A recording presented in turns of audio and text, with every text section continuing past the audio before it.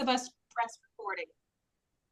And then again, let me just welcome everyone here tonight to the session 2 of Growing Seed Patterns into Pathways. It's hosted by ALN tonight. All right. Let's go ahead and dive into our pre-World Labyrinth Day intention. And when we get to talking, you can go ahead and reintroduce yourself so everyone remembers who you are, everybody. I appreciate that.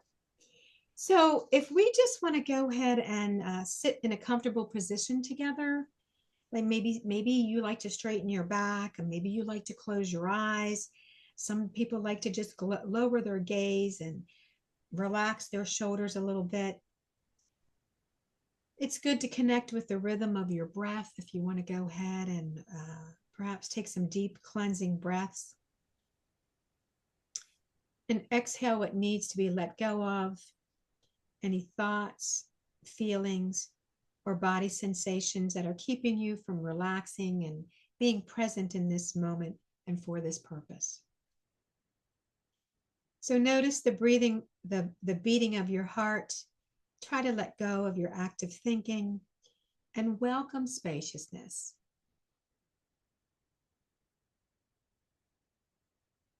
Feel your cleansing breath and rhythmic heartbeat unifying your whole being. With every in-breath, breathe in peace. Imagine your World Labyrinth Day walk and go ahead and breathe into that day. And feel your heart expand. Imagine communities walking together on that day. With every exhale, breathe out love into our world. And as we continue to breathe slowly, I'm going to go ahead and share the World Labyrinth Day pre-intention with you. I'll read it one time. I'm going to ask you to say it with me the next time, and then we'll go into our meeting. So the hearts of the hosts and the participants are prepared for World Labyrinth Day. All labyrinths are connected for the highest good of our world. So on this second reading, if you just want to say it softly to yourself after me, let that entrain within you. The hearts of the hosts and participants are prepared for World Labyrinth Day. All labyrinths are connected for the highest good of our world. And may it be so. With no further ado, I'm going to go ahead and turn it over to Louise Mason. Louise, once again, she's from the Australian Labyrinth Network. She sits on our World Labyrinth Day Committee, and she is part of the team that has written for years now this beautiful educational material that we're going to go over tonight. Thank you so much, Louise. Thank you, Carmel. Therese, I might just wait a moment. I'd like you all to introduce yourselves first. So I work on the Australian Labyrinth Network Educational Settings Working Group, and there are 4 of us who come together regularly to work on the material. We use a process called the art of hosting, where we basically work with each other's input. We collaborate and then harvest the best ideas so that we can produce the materials that you have available for you for this 2026 year of World Labyrinth Day in educational settings, but across all settings, as we always like to emphasise. So I'm on Kaurna country in the central south of Australia, and we have representation on the team from right across Australia. So I'm actually going to start in the west this time and ask Linda to just wave to everybody. Hi. Linda is on the western side, so she's in one time zone. I'm in a middle time zone, and then on the eastern side we've got Ange Vigona and Therese. Now they're in different states of Australia, but they're on one time zone, so they're in the east. and across the country we spend, I don't know how many hours, I just keep getting mixed up when I count them up. But we get pretty good at working different time zones, and especially in this context where we're all from different parts of the world. So it's kind of a bit head scratching. And I'm not quite sure where you are, what day it is, but I can assure you that there is a Sunday because that's where we are. We're on Sunday morning here in Australia. So we have this team. Now, we're going to present this workshop using a series of PowerPoint slides, and each one of the four of us will walk you through some of the materials that we've prepared.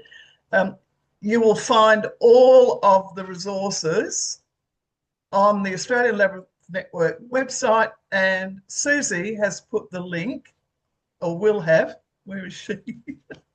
Into the chat box so that you can access that. And we will also follow up this workshop with an email to set out the things that we've gone through with you and to give you the relevant links that apply for anything you want to work with as a result of this. Okay, so that's our team.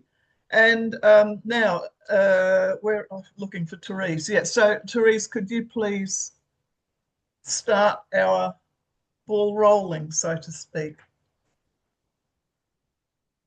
Just give us, as you introduced, just give us a brief snapshot of your connection with Labyrinths. Thanks so much. Am I on mute? Yep. All right. So before we begin, I'd like you to take a moment to acknowledge the lands on which you are receiving these messages today. I'm speaking to you from Wiradjuri country in central New South Wales on the east coast of Australia. As a Labyrinth network, we honour our traditional custodians of the land on which we walk. We acknowledge that these are unceded lands where we plan, we create, walk and reflect upon labyrinths. We've acknowledged country and we connect to all of our ancestors who connect to us through this beautiful tool of the labyrinth. We've chosen this theme of growing seeds to pathways, and this came about by our love of creating labyrinths within our different environments where we work. And so I just need to move my toolbar out of the way. Sorry. No. Okay. So bearing in mind the seed as a portable, as something that's really portable. And when we look at the seed pattern, it's something that we hold within us and we can transport it to wherever we need to be. Whether it's drawing a labyrinth on your palm of your hand on paper with a toe in the sand, wherever it is, it's truly portable. And that's something we'd like to really share with you today, showing you what we have created together as a team. So for me personally, I was introduced to labyrinths around about fully in 2017, although I did find an image from 2015 and have no recollection of, visiting the labyrinth. So from there, I developed a love and created our own bush labyrinth made out of rocks on a piece of land enclosed by trees on our property, our sheep farm. So, and it's frequented by lots of people over many years.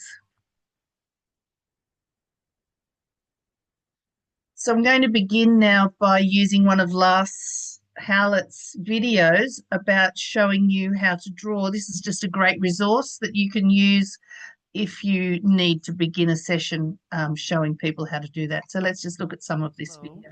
Today I'm going to teach you how to draw the oldest labyrinth that exists in the world.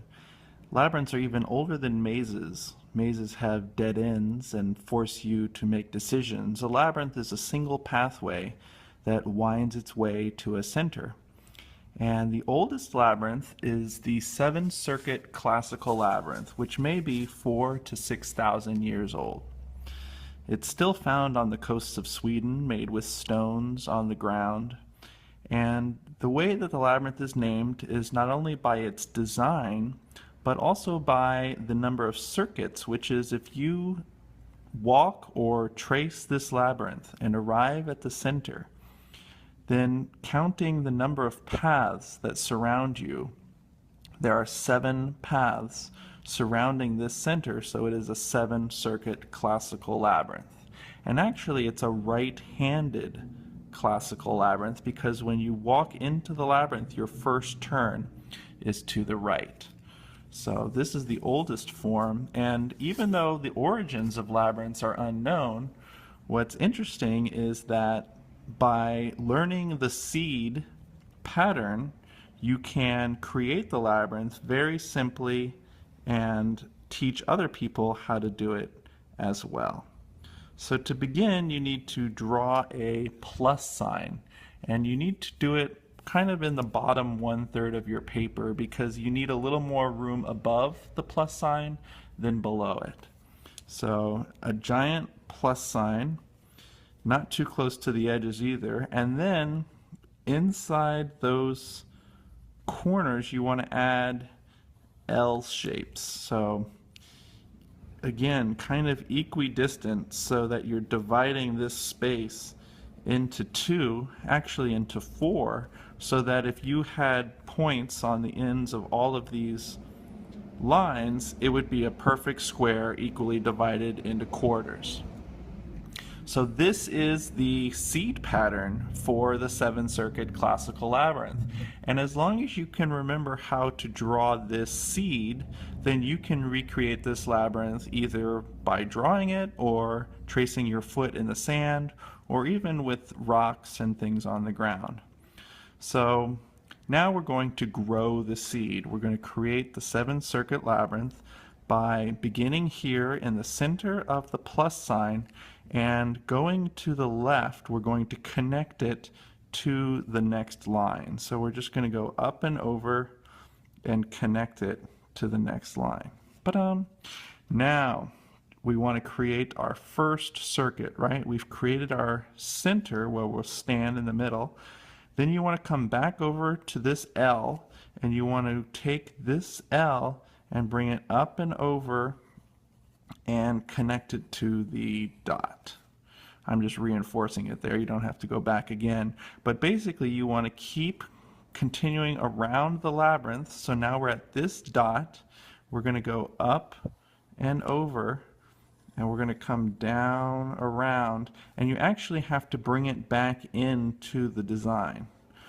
And you're always trying to maintain the same distance of path width to keep your labyrinth kind of regular. So now we're going to actually come over here to the other side of the L, and we're going to pull it out, go up and over and around and back again to the plus sign.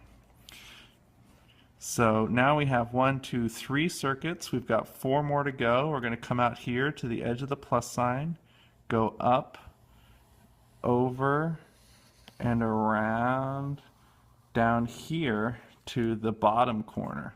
Now it's kind of like drawing a rainbow. You always want to start on the same edge and keep going up and over and around and back down again, and this time we're going to connect to the dot. So I've got 2 more to go.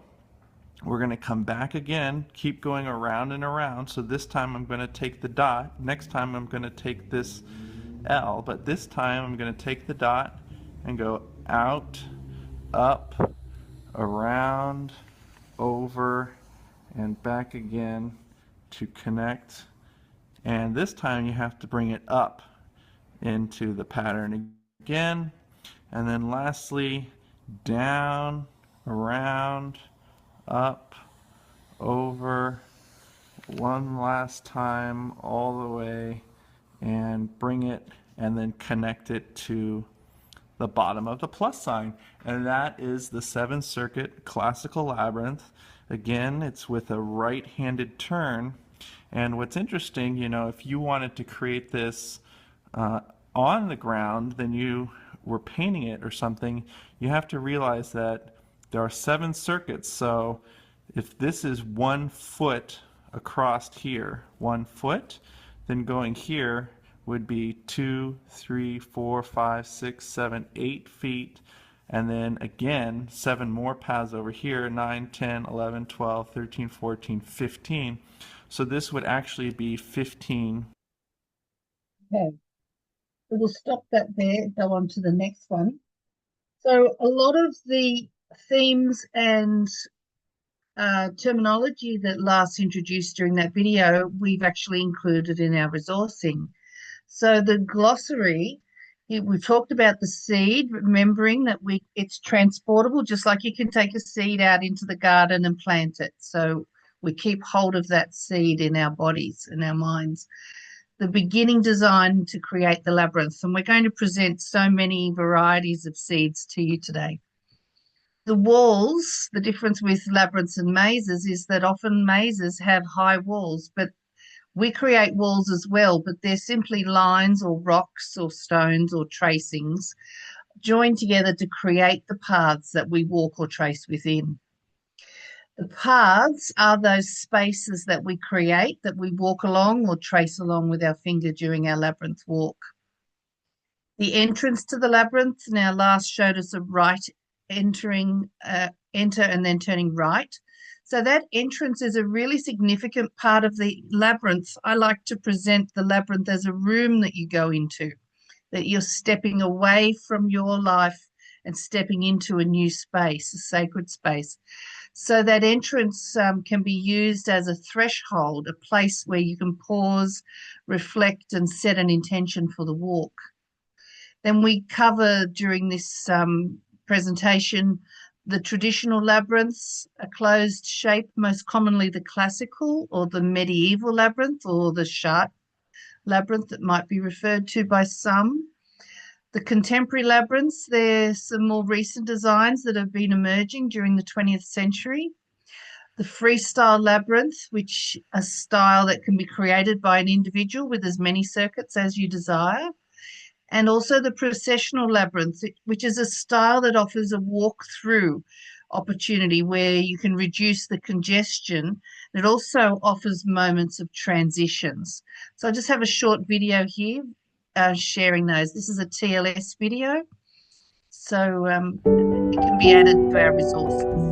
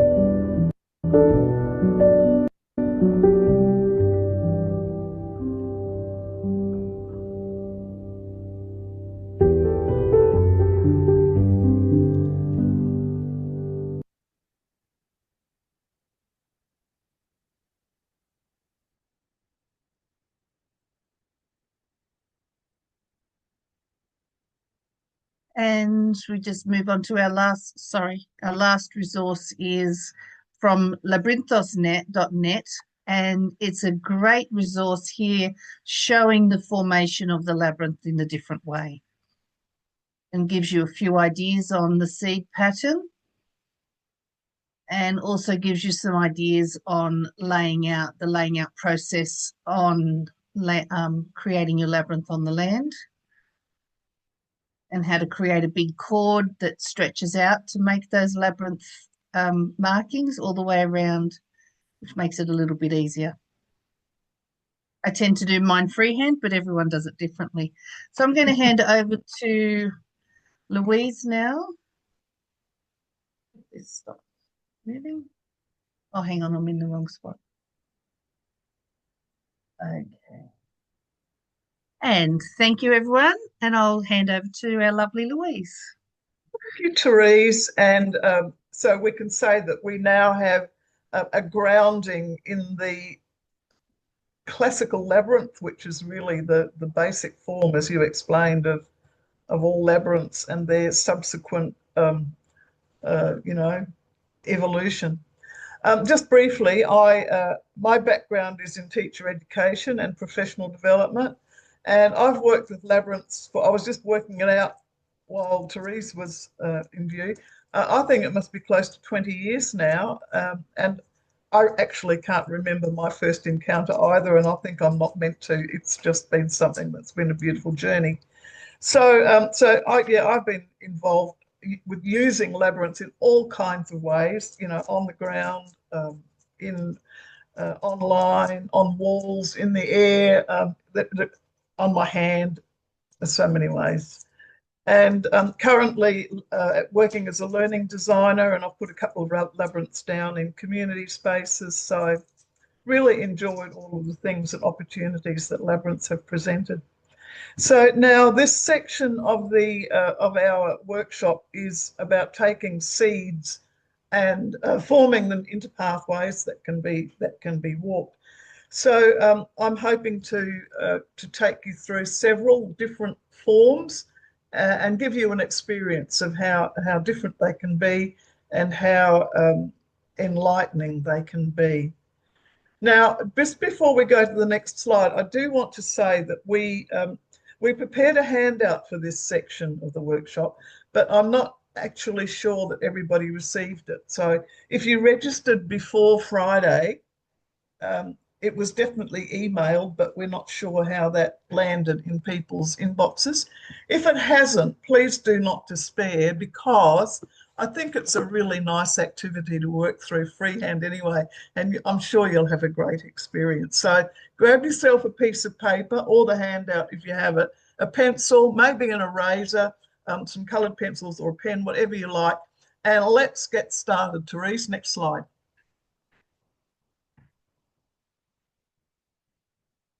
Okay, this is fast becoming one of my favourite forms of labyrinth. It's called the free form because, as its name suggests, it has a lot of freedom. The freedom is that you can actually start drawing this labyrinth with any shape that you like. Therese, can you put your cursor in the number 1 box, please? Okay, so if you've got your paper and you're ready to start, the first thing that you need to draw somewhere in the lower third of your paper is a lollipop stick. So just draw the lollipop stick, and then thinking about what shape you might like to draw. In this case, we've chosen a heart, so Therese is tracing around that now. But the heart is not closed on the left-hand side. You'll see that it's joined to the lollipop stick on one side, but we've left an opening so that we can make the center of the labyrinth there, right at the top of the lollipop stick. Now, if you have a look at the second image, you'll see that the progression for drawing this labyrinth starts sliding down the lollipop stick a little way and then joining that and moving to your left and coming around to the right. So circling out from the left and then around to the right, and just leave a little space for your eventual walk. Over to the third box. We're starting on the right now, and so we're going to take that line around to almost meet the lollipop stick on the left. It's a good job I know my lefts and rights, isn't it? All right, fourth image. And so now we're starting on the left side and we'll take a line around to the lollipop stick on the right. Thank you, Therese. That's great. Now, obviously, with this particular labyrinth, you can make as many circuits as you like. If you think back to the image of Lars counting the circuits in or out from the center, this one can be extended to any number that you like. You can make it absolutely massive. So now that you've had a shot at drawing this one, take a quiet moment to actually walk it. I'll just allow you some time to do that.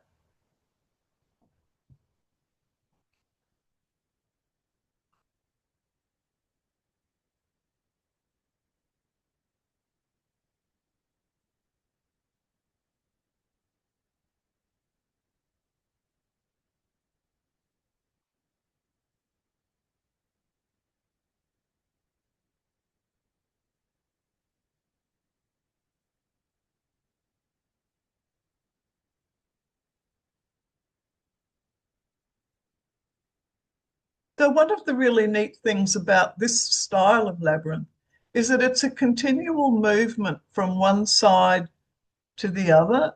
And so there's a really, really smooth flow as you progress one way and then the other. I really like this because the shape of the lollipop, so to speak, can be adapted to any theme or topic that you're working with. Like what's coming, well, feelings, obviously, the heart generates thoughts of feelings. And as Ange often points out when he shares this one, you know, someone with angry feelings can have no problem whatsoever in drawing an angry shape around the top of the lollipop. I used this particular form for a nature event that I was involved with. And we drew and made labyrinths on the ground with leaves and sticks and bark and all kinds of things. And we just used leaf shapes. So you can imagine at the top of the lollipop starting with just a regular shaped leaf like you draw, or you could use a maple leaf, or you can use a beech leaf, a gum leaf, all kinds. It's a really, really brilliant labyrinth to know, I think. Well, that's my opinion anyway. Now, I should have pointed out that this material is in our resource, which is called the Seeds to Pathways Teacher Guide. You'll see all sorts of seed patterns, and then in Appendix 2, which is on page 24, you'll find this particular image and the next one, Therese. So all of these sequences are in Appendix 2. You can go on and practice them and draw more and more. Now, this energy sequence, this is a celestial labyrinth, and it's called the Labyrinth of Energy. It's also known as the Mars labyrinth because it's aligned with the planet Mars. And the seed pattern is on the left where the purple cursor is. If you're drawing this freehand, it's a very easy one to do, just with 3 arced lines. And then a dot in between each of the endpoints of the lines. And if we move to the second image, you can see that the way to join them up is from dot to line. And then in the third image, line to dot. Fourth image, dot to line. Fifth image, line to dot. Sixth image, dot to line. And the seventh image, line around to the last dot. And again, if you compare this particular labyrinth with the one that we looked at first, you can see that there's also a beautiful smooth flow from one side to the other as you take your walk. Just take another quick walk on this one. Well, not so quick, it can be a calming walk.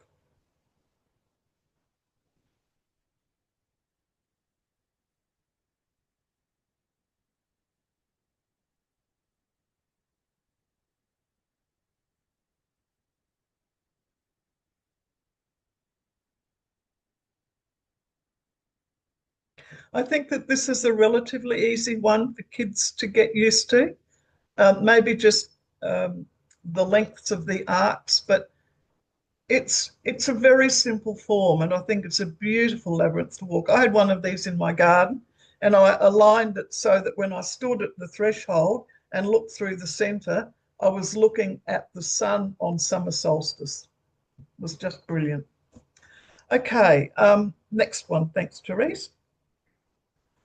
This is, if you've got the handout, this is number 3 on the handout. And we've included this one in the practice shots for today because it starts with a triangle. And who would have thought that a triangle would morph into a beautiful flowing labyrinth? So if you're drawing it freehand, start with the equilateral triangle and then try as best you can to place your arcs in the positions where they are in that first image. It's fairly easy because they're equally spaced along the sides of the labyrinth, triangle.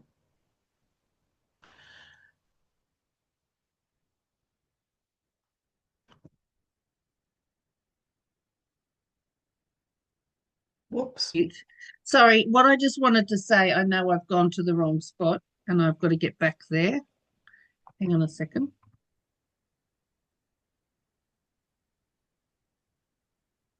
Now everybody can see what's coming. Yeah, big surprise. Sorry to do that to you.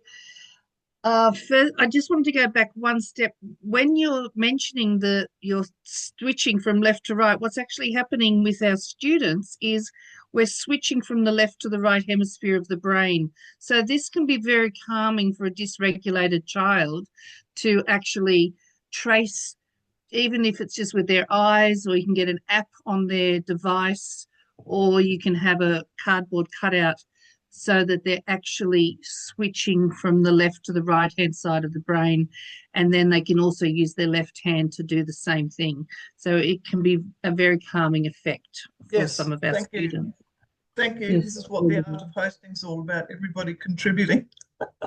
All right, so we've got the triangle, we've got the arcs. Now, I would suggest that you number the end points, the apex of the triangle and then the end points of the arcs as they are in the second illustration, because that's going to become very handy when you come to join them up.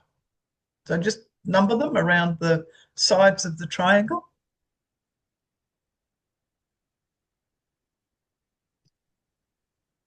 Okay, now as you can see in the third illustration, we're starting to join the numbers. This is where I used to love our cereal packets when we were kids because there were always these wonderful puzzles and things that we'd fight over, my brother and sister and I, to be able to complete. This is where I think I got my skill in doing this stuff. Okay, so we're going to join the dot point 1 to the end of the arc that's 1. Thanks to, yeah, Teresa's got it. And then we're going to start at, actually that goes through 1 right to 2, doesn't it? So we're starting with dot 1 and then we're going to go through 1 on the arc to the number 2 on the triangle. That's right. And so if you follow Teresa's cursor, she's stopping at 3. And then we start at 3 and go around following that arc until we come to 3. All right, now we'll just stop at that 3. Then we'll nip across to the other side of the triangle to 4 and move up and around until we come to 4 at the base of the triangle. Then we're going to go across to 5 on the other side of the triangle and follow the arc around.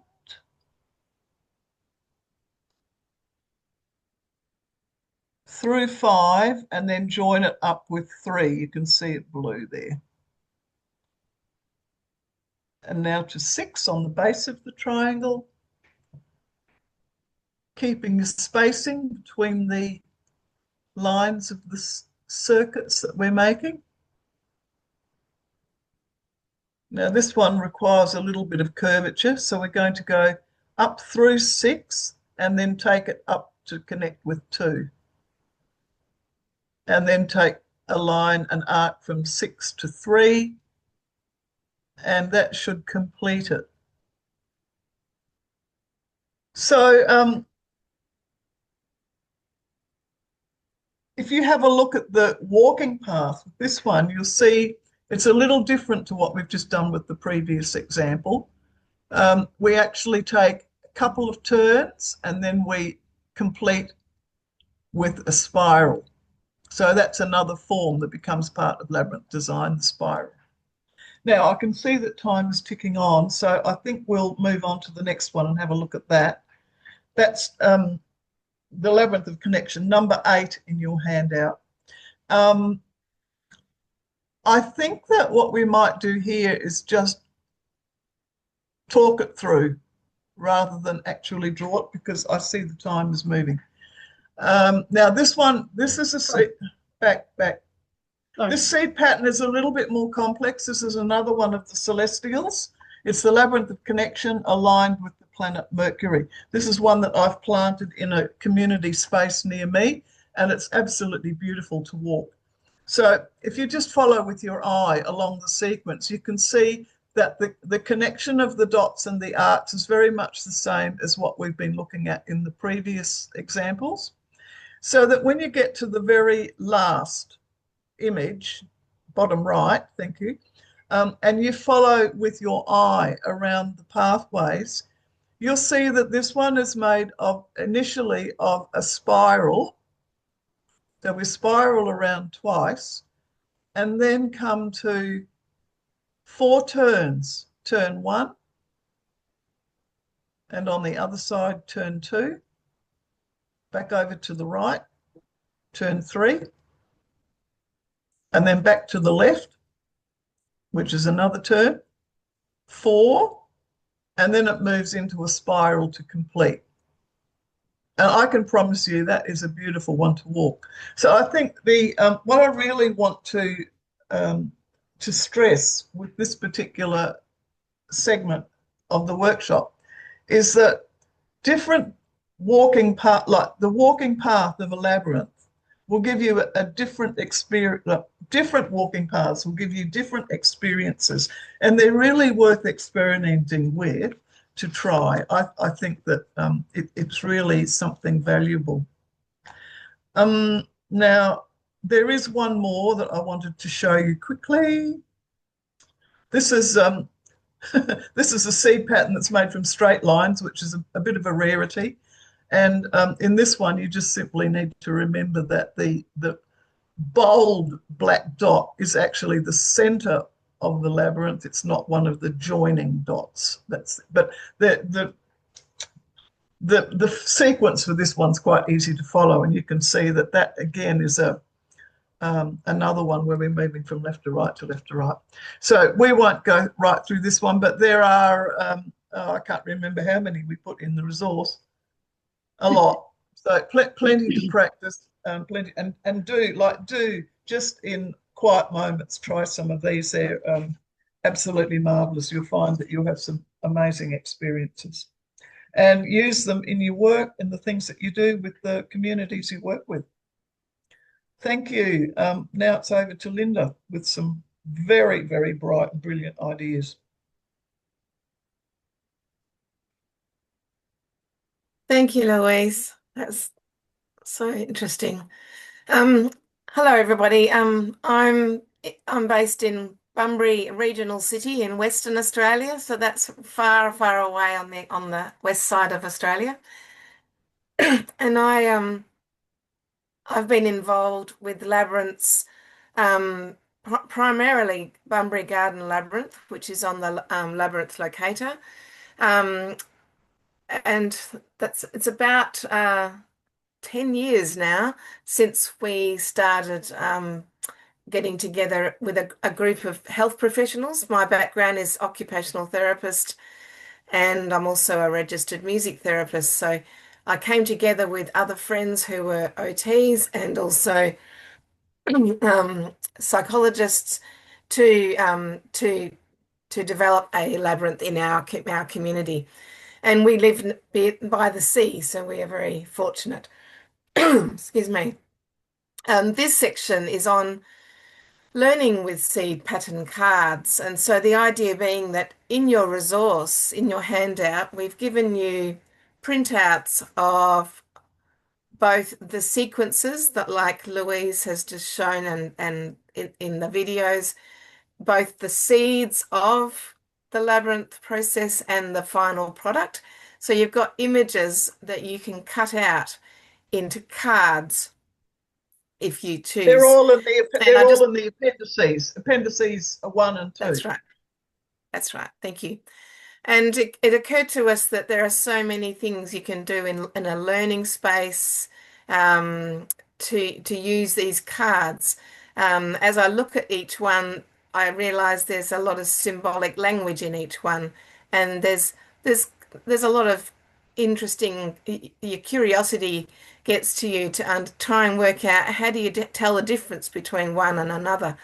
So these games could be made for students in a classroom, for adult learning, for every day at home. And part of the reason is that we need our visual perceptual skills are needed for learning and functioning in everyday life. We need to find the cutlery, pick out the forks from the spoons in the cutlery drawer. We need to understand that between the green and the orange and the red of a traffic light. We are discriminating the differences between things, the sameness of things, and the same can be applied to these little designs. And you can grade the difficulty for a particular learning style. Next slide, thanks. Sorry, before you go on, I'll just give you a definition. The visual discrimination is that it's the ability to tell the difference between things that can be shape, size, color, texture, design, so that your ability to tell the difference. And that happens when you pick up any of these designs and work out which one is the one with the little curly thing at the end versus the square one and all those different things. Visual memory is the ability to recall visual information that has been seen. So in some of the games we've set up to try and suggest, I'll go through that in a minute.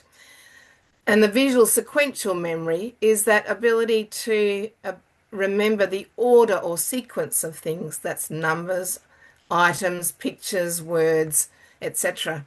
So you can see how this relates to these squiggly images of the seeds. And now the next slide. Thanks, Therese. So seed versus seed. So you have in your hands, once you've printed out your things, you might have various cards like this. And you might make sets of cards all mixed together with several copies of the seed patterns. And so then you might shuffle them, place them face down, or you might engage in a game of snap, a bit like playing Old Maid even, where you're looking for two that look the same. So you can see in my picture up the top that my partner had drawn from his pile that particular labyrinth seed, a labyrinth pattern, and then I drew the next one from my pack, and it was the same, and I'm about to put it on the pile. So you can use these as a way of playing a game, and part of it is that you're familiarizing the student or yourselves or your family, excuse me, with all the different patterns and designs. And I think that's a really fun way to do it, is that you get to know them and you get to know them apart. And here we are also playing a game of putting them all in our hands, and then a bit like fish. I decided it was a bit like playing fish, is that have you got whatever one, and it would be good to learn the names of them as well. So Next slide, thanks. So yeah, so putting together the cards, both the seed patterns and the matching labyrinths, shuffling the cards, and then you can play a game of concentration or patience. I'm not sure what you call it where you come from. Some kind of memory game where you're putting them all out on the table, face up or face down, and you take turns to turn up a card and another one in order to find a matching pair, and then you win the pair at the end of the game. And here's the sort of demonstration of what it can look like when you've matched all your pairs. As you can see, how many amazing patterns there are.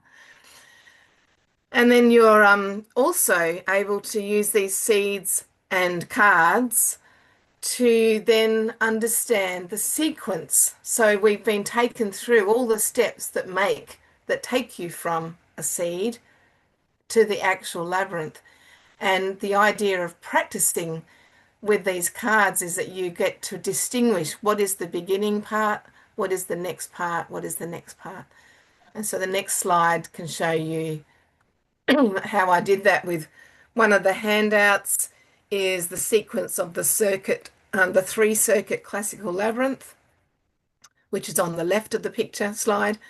And here are the cards that I had cut up, and I was able to look through them all and work out where each of the steps that was required.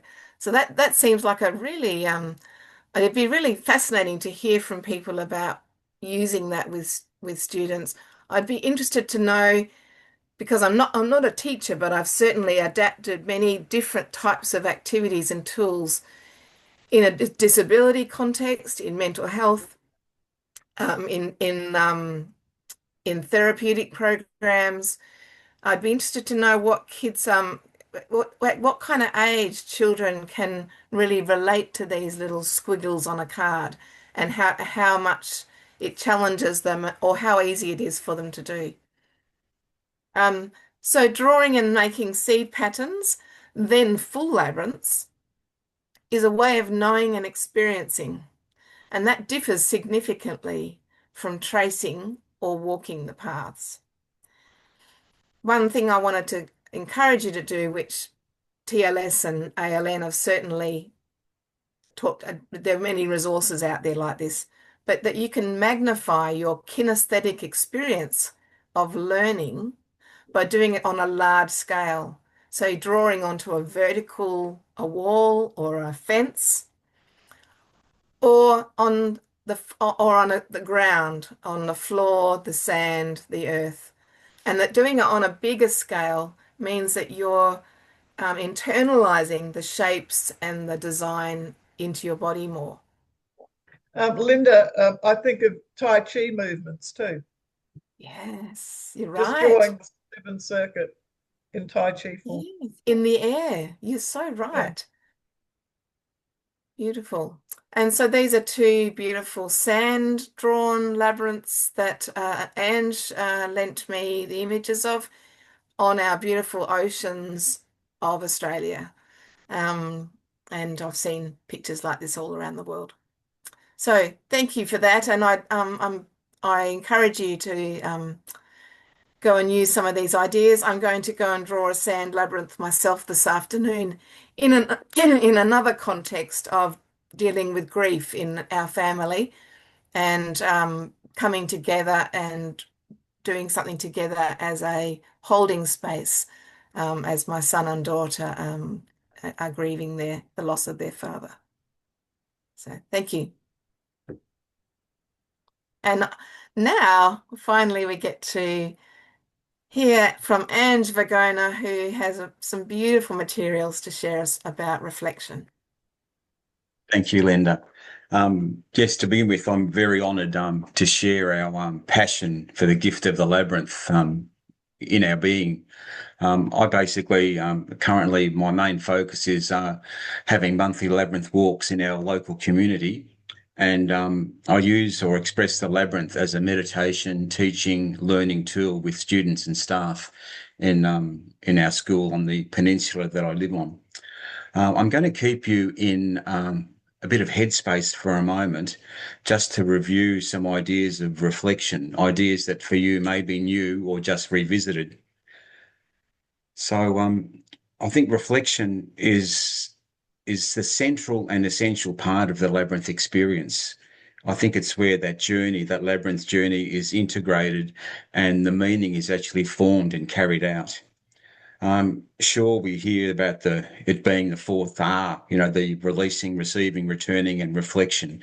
But I think there's this incredible sacredness in the reflection opportunity, just for that moment at the end of our walk, to pause, to listen inwardly and connect with our thoughts, feelings, and experiences. And I think in our very fast-paced world, that intentional reflection allows students and us, I think, to really slow down, understand ourselves far more deeply, and engage with the gentle movements of the heart.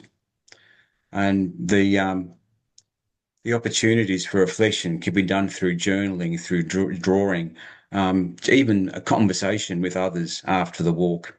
And I think too, we've research and especially in my case, experience shows that the reflective practices that we can introduce to our participants strengthen that emotional regulation, decision making, confidence, communication, and relationships. So basically, the labyrinth experience goes beyond that walk, so that we can nurture that emotional, spiritual, and personal growth.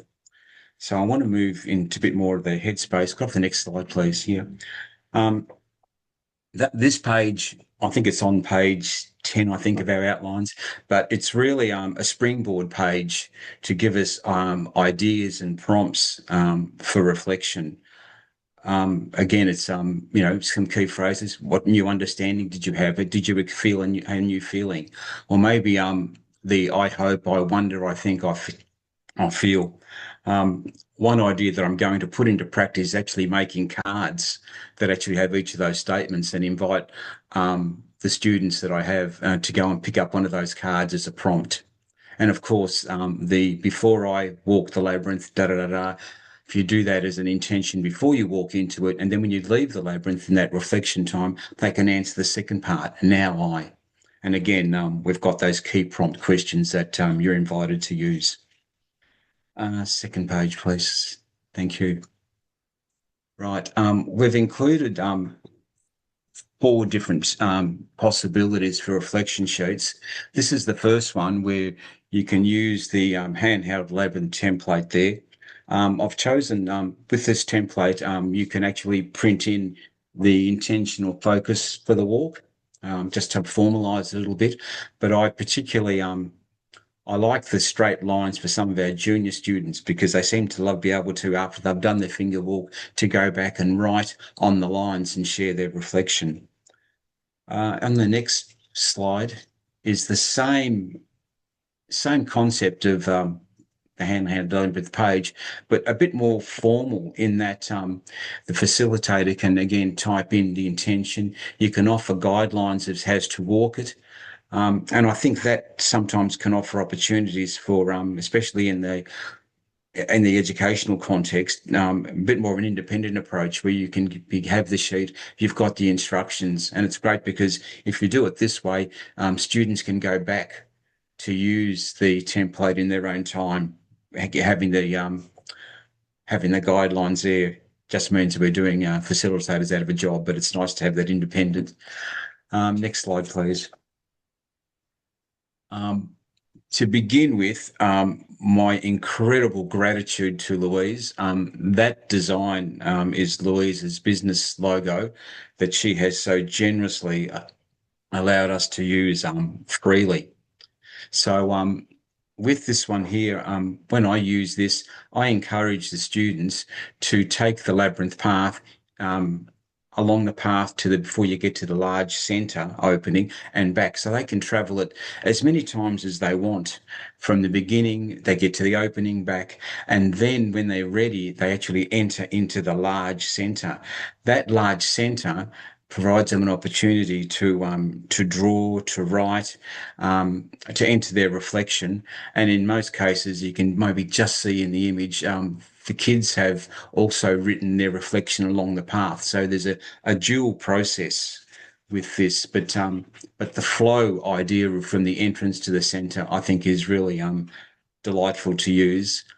With the next slide, again, that just shows you the format that we've introduced, where you can write it up as a more formal opportunity for people to use independently. The image on the right-hand side just gives you an idea of how those students in particular have used that design as their reflection process. And I just butt in, that sheet and the square-based one, they're both available as separate documents in our resources segment on our section on the ALM page. Yeah. Yep, the 4 pages there offered. So just some examples of the depth of reflection. I had the opportunity to do a labyrinth walk based on BU by Peter Reynolds, a delightful, absolutely delightful picture book. So the story was shared, and the kids went back and did their own handheld labyrinth walk. Now, it's just, I find it absolutely delightful. The top left-hand side, that young fella has got an incredible passion for soccer. So his strength of who he was in soccer. So he's related on about soccer. The next one to the right, that young girl, her reflection, I think, is beautiful. She wrote back after looking at who she was as a person, wrote, "I am a precious and loved person. I am capable of what I put my mind to." Absolutely love that. The experience that basically embraced the staff at the school I was working with is that one on the bottom left-hand corner. The young gentleman there would be one of the most challenging students I've come across in my years of experience. A child who refused to complete tasks. Often you almost had to have a fight with him to enter into the task. But in this situation, he just entered into it such willingly, and we couldn't believe how much he wrote about himself and reflected about who he was. It's one of those sort of triumph moments in education for us. And then the bottom right-hand side, that last student was, again, wrote himself, but he was just so excited about seed patterns that he just kept on trying to create and draw seed patterns in his reflection. So he sort of went away from the I am to, I am a drawer of labyrinths. I think that was just gorgeous. Next slide, please. Okay, with this one here, the reflection process, this is the outdoor photos, was wonderful because it extended beyond the experience. So the students had a walk based on hope, and it was about hope for the world, hope for the environment, hope for themselves, hope for their education. So it was a very open-ended opportunity for them. So I invited them to pick up a piece of string or wool at the threshold, and it was interesting that the kids chose green, and they expressed quite clearly that it was the colour of hope, the colour of growth. So that was really quite lovely. But I invited them to pick up their green piece of wool, and they held it to their heart at the entrance and breathed their intention into the string, into the wool, and walked the labyrinth with the holding the string. And I asked them to imagine what their hope was being printed invisibly on their string. So when they got to the center of the labyrinth has these lovely, huge sitting stones, I guess, but a lovely tree in the center. And the kids were then invited to leave their hope tied to the tree. And that was a great process in itself, because what happened is that other students in other classes would come up and say, "Oh, what are those strings doing around our tree in the labyrinth?" It was a bit of an attention seeking opportunity, but it gave them a chance to say, oh, that's what we walked and that's where we left our hopes. So it opened up a schoolyard discussion about hopes. So, and it was an amazing experience. The photo on the right-hand side, my forever gratitude to Leah Good-Harris for the work she's inspired us with her book, The Ladybug Labyrinth. I shared the story, but gave each of the students, I don't know, you can just see it there, but a little tiny ladybug button, I suppose it was, and they gently pushed the ladybug through the path of the labyrinth, and it was great. The year, so we're talking 5, 6, 7-year-olds. For some of them, they named their ladybug, gave him a name, he became a character, and they walked together, accompanied through the labyrinth with their ladybug friend. And then when they completed their walk, their reflection was really quite interesting. Some of them wrote little notes to their ladybug. So if they'd called it Freddie, it would be, Dear Freddie, today when I walked today, it was just a really wonderful experience, but being accompanied by their imagination, it was a really lovely experience. Next slide, please. So the two schools here, the school on the left-hand side, every year, every student has their own laminated labyrinth that's in their chair bag or their lockers. And in that school, they use that for prayer, for literacy in your picture books, for meditation, for mindfulness. After they've come back from recess, often the teachers will ask them to just breathe their finger labyrinths to calm themselves ready for their educational time after recess.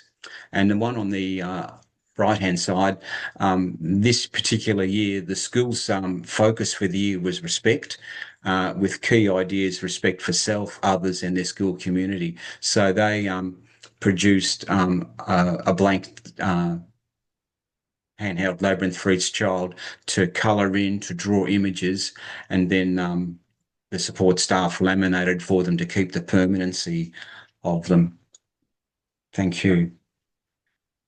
Again, using Louise's beautiful design, I led a walk on International Women's Day, and the top one is the one that just outpours so much love in my heart.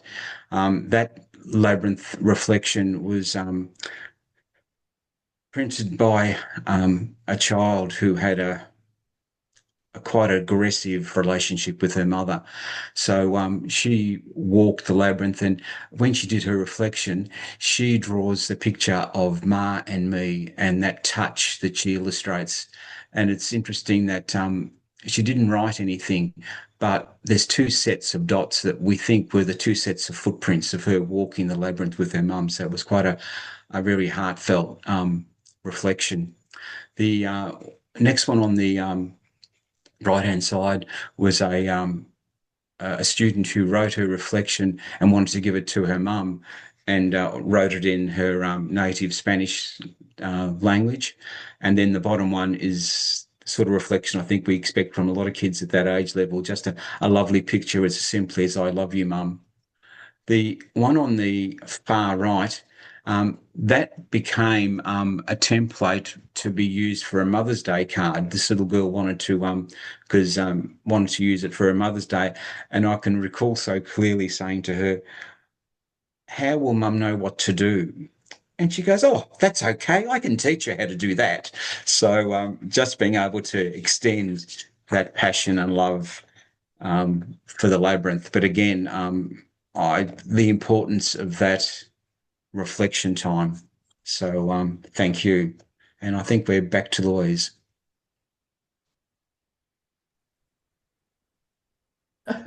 Unmute. Yes, now that is, a flying snapshot of some of the things that await you in the teacher guide that we prepared. And like we always say, it's not just a teacher guide, it's an everybody guide. So look at the material, use it, share it, play with it, and enjoy it. We just hope you have a marvelous World Labyrinth Day, a World Labyrinth Day in educational settings, and a marvelous every day. And Thanks, Carmel. we would be really grateful for any feedback too. So, if you share those resources with someone or you use some of them and some work and some don't, let us know. It'd be really great to get Yeah, that feedback. Thank we'd you. love to know. Well, thank you, Louise, and thank you, Linda and Therese and Ange. I also know, though, a lot of your resources can be leveled up for adults as well. Yes, So it's not Absolutely. just for true, children. definitely. You can take them. So, it's my go-to place when I need something for K through 12. It's my go-to place. I'm very, very grateful for it. Yeah. I do have some announcements, but I'm going to go ahead and stop the recording right now.